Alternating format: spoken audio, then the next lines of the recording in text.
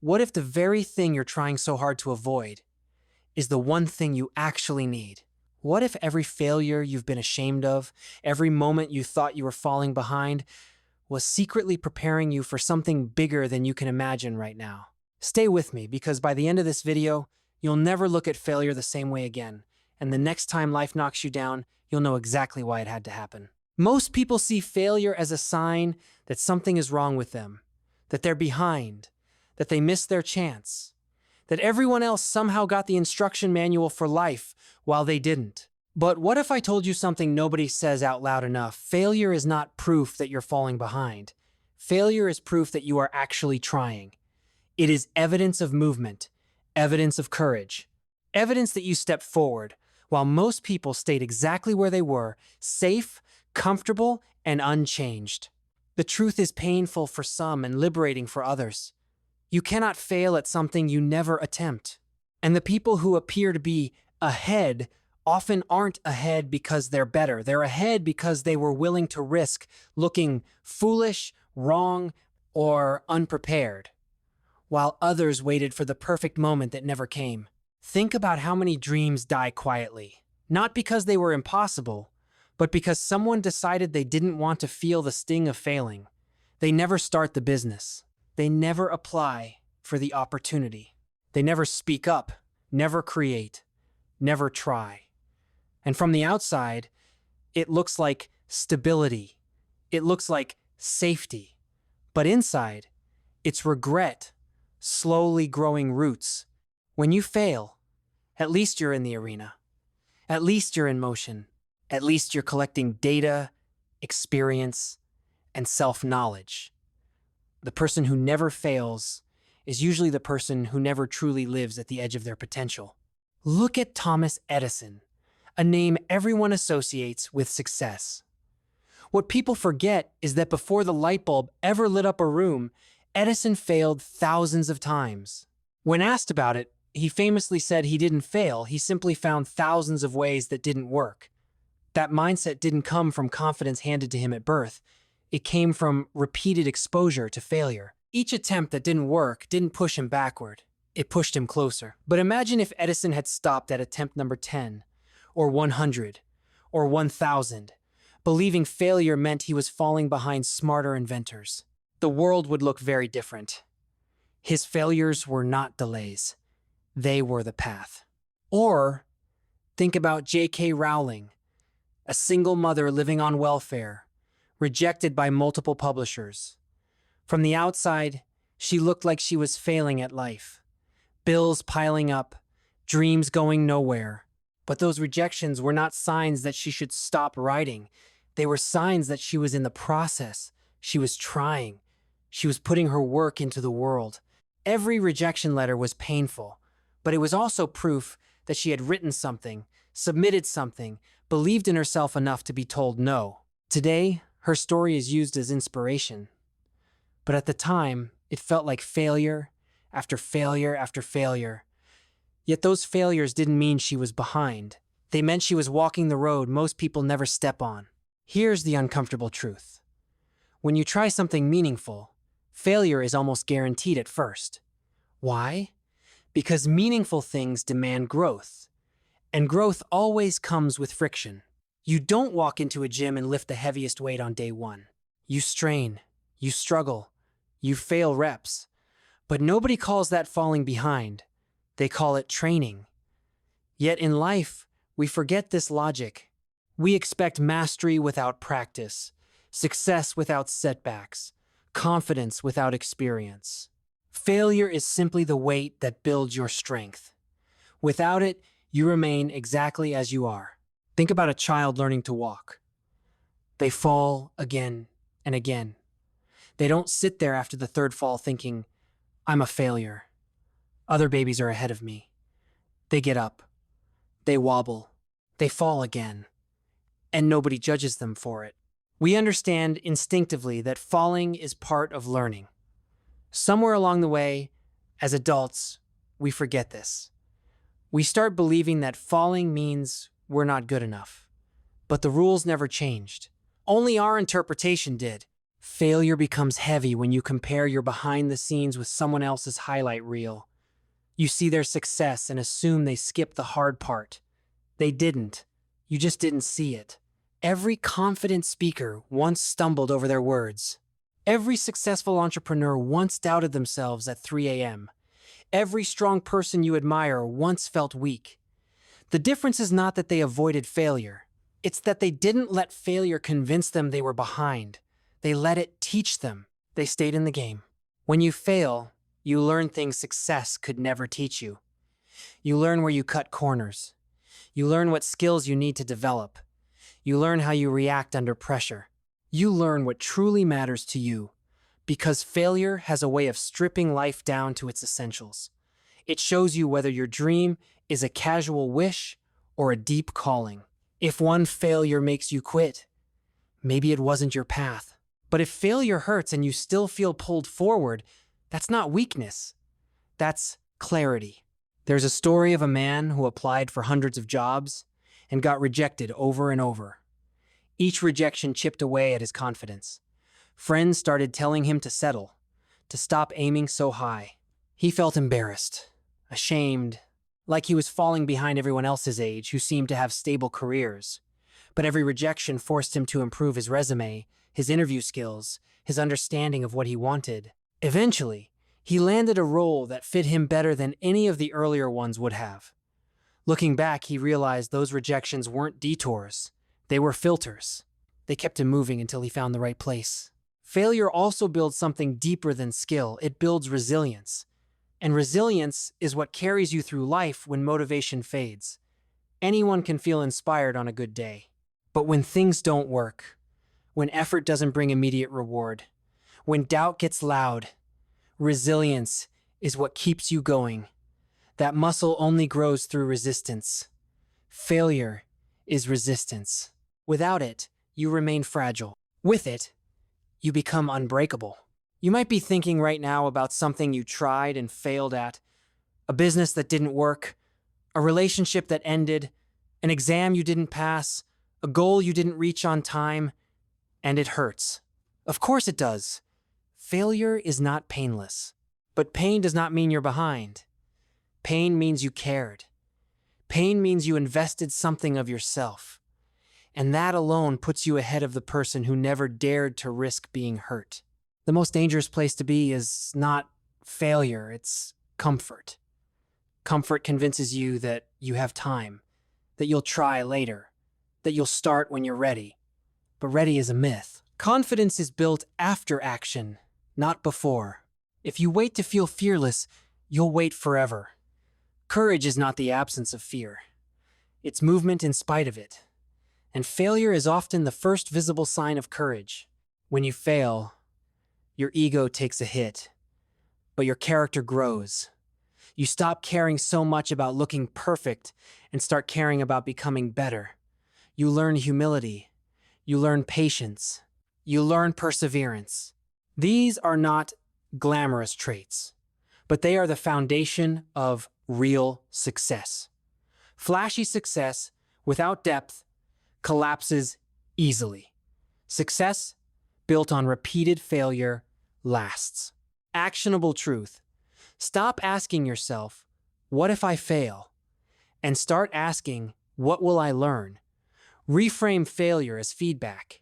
After every setback, ask yourself one simple question. What did this teach me that I didn't know before? Write it down. Use it. Apply it. That's how failure turns into progress. That's how trying turns into winning. Another powerful shift is this. Stop measuring your progress by outcomes alone.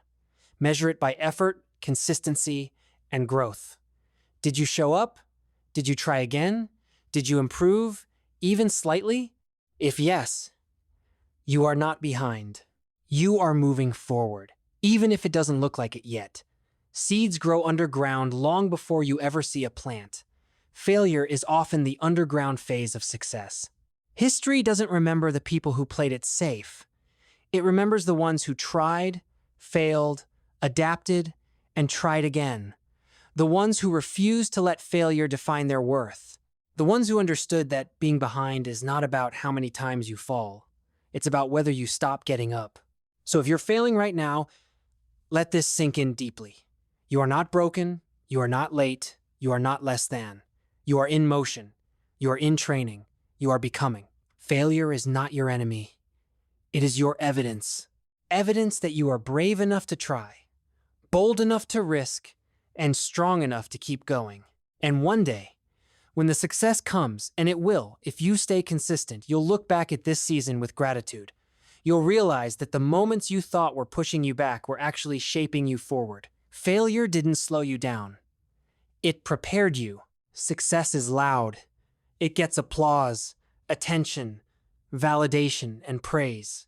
But failure is quiet, personal, and often lonely. And that's exactly why it becomes such a powerful teacher. There are skills that success will never teach you, no matter how big it is or how fast it comes. Only failure can train them. Success can inflate confidence, but failure builds competence. Success can reward results, but failure sharpens character. And if you pay attention, failure becomes a classroom where the lessons go deeper than any win ever could. When things work out, we rarely stop to ask why. We enjoy the moment, we celebrate, and we move on. But when things fall apart, the mind slows down. You replay conversations. You analyze decisions. You question assumptions. Failure forces reflection, and reflection is where growth actually happens. It exposes gaps you didn't know existed.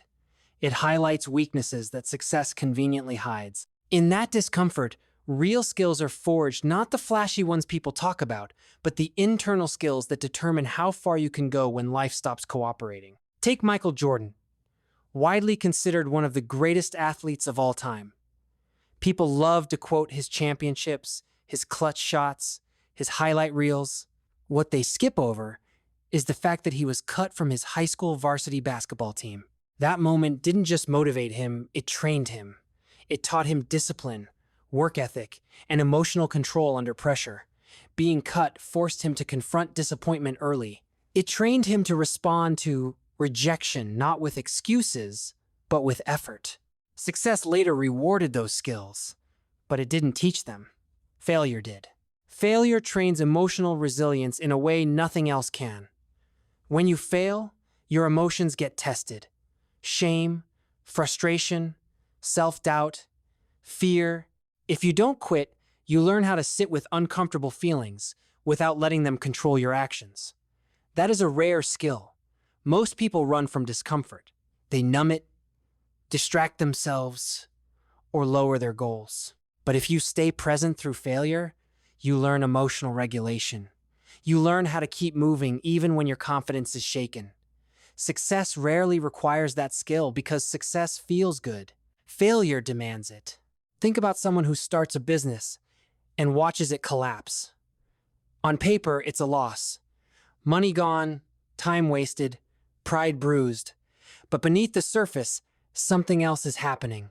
They're learning how to make decisions with limited information. They're learning how to manage stress when there's no safety net. They're learning how to talk to people when they need help instead of pretending to have everything figured out. These are leadership skills, crisis management skills, human skills. A successful launch might have made them richer, but it would not have made them wiser. Failure also trains patience, something success almost never teaches. When things work quickly, you expect quick results. You start believing that progress should always be fast and smooth. Failure breaks that illusion. It forces you to wait, to endure, to keep showing up without immediate reward. That patience becomes a competitive advantage later because most people quit when results don't come fast enough. You don't, because you've already survived slower seasons. You've already learned how to keep going when progress is invisible. Look at Oprah Winfrey's early career. She was fired from her first television job and told she was unfit for TV. Imagine hearing that when your dream is to be on television. That failure didn't just hurt, it trained her. It taught her authenticity. It taught her empathy. It taught her how to connect with people on a deeper emotional level because she had been rejected herself. Her later success wasn't just about talent. It was about emotional intelligence shaped by failure. The ability to understand people's pain doesn't come from winning all the time. It comes from losing and learning. Failure trains humility. When things don't go your way, you're forced to confront the reality that you don't know everything. That humility opens the door to learning. You start listening more, asking better questions, seeking mentors, adjusting your approach. Success often does the opposite. It can make you rigid. It can convince you that your way is the only way. Failure keeps you flexible, curious, and open. Those qualities allow long-term growth instead of short-lived success. There's also a skill failure teaches that few people talk about: discernment. After enough failures, you start recognizing patterns. You can tell the difference between a bad strategy and a bad day, between constructive criticism and empty negativity, between opportunities that align with your values and distractions that only look good on the surface. That discernment comes from experience, and experience is built through trial and error. Success alone doesn't give you enough contrast to develop that clarity. Consider a relatable story. Someone who repeatedly fails job interviews. Each rejection stings. At first, they take it personally, but eventually, they start paying attention. They refine how they communicate. They learn how to tell their story with confidence. They learn how to handle rejection professionally instead of emotionally. By the time they land the job, they are not just employed, they are transformed. They carry confidence that isn't fragile, because it was tested. That confidence came from failure training them, not from success rewarding them. Failure also trains adaptability. Life rarely follows a straight line. Plans change, markets shift, people change. When your original plan fails, you're forced to adapt. You learn how to pivot instead of freeze, how to re-strategize instead of panic. That adaptability becomes essential later, because no level of success guarantees stability forever. The people who last are not the ones who succeed once they're the ones who can adjust when conditions change. Failure is rehearsal for that reality. One of the most powerful skills failure teaches is self-trust. At first, failure shakes your belief in yourself. But if you survive it, something unexpected happens. You realize you're stronger than you thought. You realize you can handle disappointment. You can rebuild. You can start again. That knowledge changes how you approach future challenges. You stop being paralyzed by fear because you've already seen yourself endure worse. Success might make you feel good about yourself, but failure teaches you that you can trust yourself when things go wrong. Failure also strips away external validation. When you're winning, people cheer. When you're failing, the noise fades. That silence forces you to ask a deeper question. Why am I doing this? If you keep going without applause, you develop intrinsic motivation. You learn to move because it matters to you, not because it looks good to others. That internal drive is one of the strongest predictors of long-term success, and it is almost always born in seasons of failure. Actionable lesson. The next time you fail, don't rush to escape the discomfort. Sit with it long enough to extract the lesson. Ask yourself what skill this failure is training. Is it patience, communication, emotional resilience, discipline, adaptability? Write it down. Consciously practice that skill. That's how failure stops being random pain and starts becoming intentional growth. Another action you can take is to normalize failure in your self-talk. Instead of saying, "I failed," say, "I trained." Instead of, "I messed up," say, "I learned something new." This isn't pretending everything is fine. It's choosing a perspective that empowers you instead of breaks you. Language shapes mindset, and mindset shapes behavior. Failure trains courage too. Every time you fail and still show up again, you prove to yourself that fear doesn't control you. That courage compounds. The second attempt is easier than the first. The third is easier than the second. Eventually, action becomes your default response instead of hesitation. That habit alone puts you ahead of most people. Think about artists, writers, creators. The ones who succeed aren't necessarily the most talented. They're the ones who survived rejection.